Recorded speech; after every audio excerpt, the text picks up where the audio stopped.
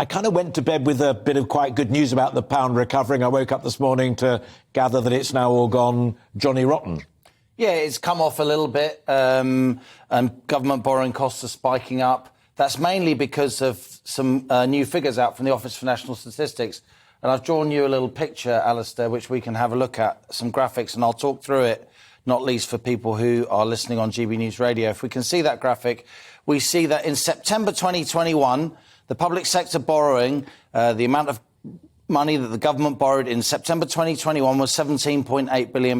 That shot up this September to £20 billion. That's a big increase, and it's way above the OBR forecast for borrowing in September of £14.8 billion.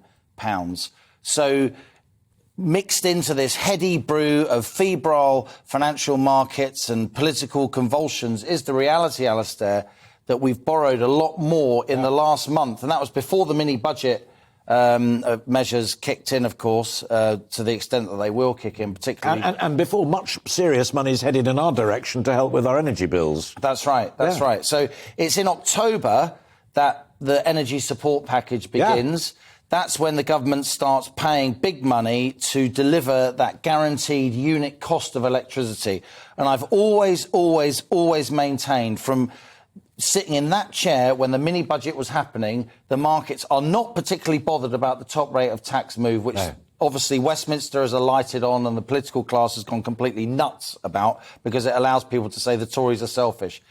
And that tax move was ill-judged, it was ill-timed, it was politically tin-eared. What the markets are worried about, and they're still worried about, is the open-ended commitment that the government has to deliver energy at a certain price to households and firms, only for 6 months now, but 6 months is still a long time. You can go bust in 6 months easily. Sure, absolutely. Whatever happens on wholesale energy markets, that is what is worrying financial markets. All right, then let me bring you straight then to the brilliant point that Nigel Nelson raised just before you started speaking, and that is you can't have a general election unless lots of Tory MPs side with Labour in a vote of no confidence, unless, says Nigel Nelson, one of the most experienced voices in the world of political journalism, on the 31st of October, Jeremy Hunt, or whoever is then Chancellor of the Exchequer, unless they persuade the city that that OBR report is genuine and it's for real and that this budget going forward can work. If they don't like it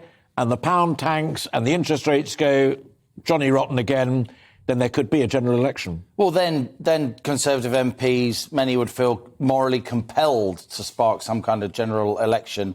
Not that a general election is necessarily going to help us deal with what is the big picture here. And the big picture here is a long-term unwinding of ultra-low interest rates that have been far too low for far too long, a long-term retrenching after years and years of ridiculously cheap money, the so-called quantitative easing.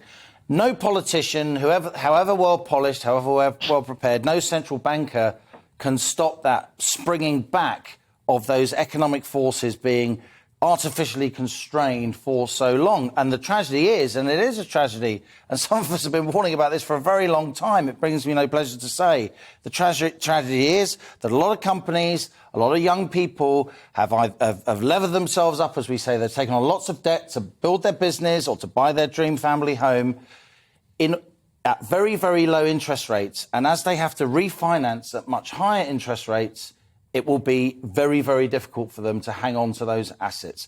That is why there will be so much concern among voters about how, frankly, the political and media class have handled economic policy making over the last 10 years. All right, Liam, great to talk to you, as always.